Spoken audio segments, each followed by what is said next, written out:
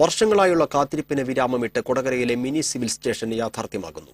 ഞായറാഴ്ച മുഖ്യമന്ത്രി പിണറായി വിജയൻ സിവിൽ സ്റ്റേഷന്റെ ഉദ്ഘാടനം നിർവഹിക്കും.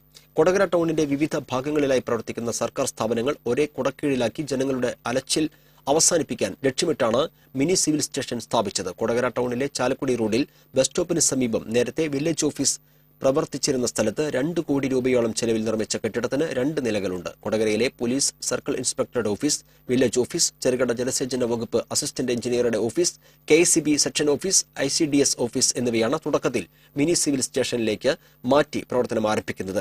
മറ്റു ഓഫീസുകൾ ഇവിടേക്ക് മാറ്റുന്ന കാര്യം പിന്നീട് പരിഗണിക്കും.